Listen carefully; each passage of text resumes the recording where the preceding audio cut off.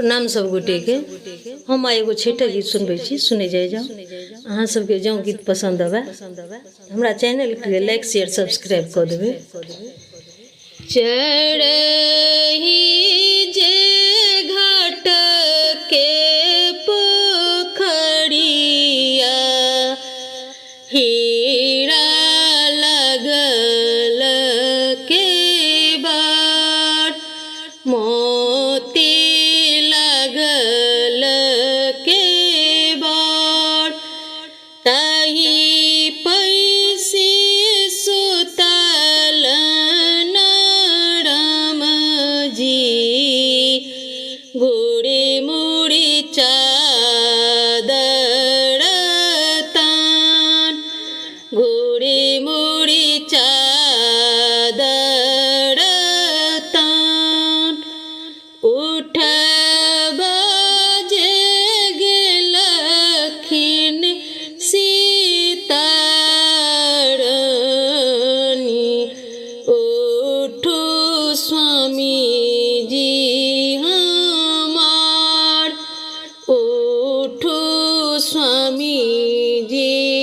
हमार, उठू स्वामी करू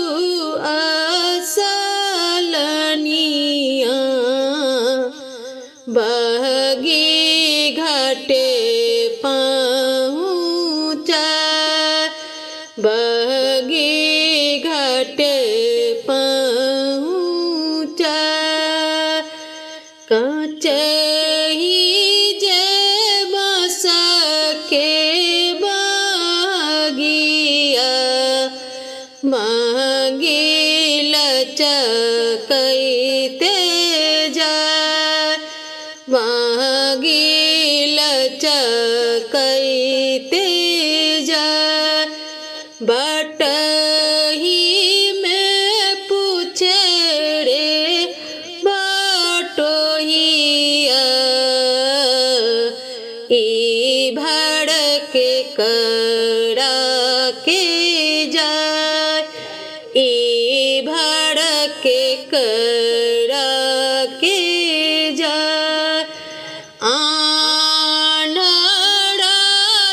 मेरे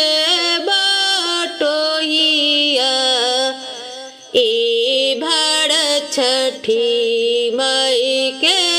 जाय, ई भड़ मई के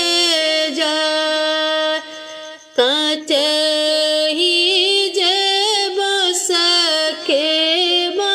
बगिया, बगी लचकैते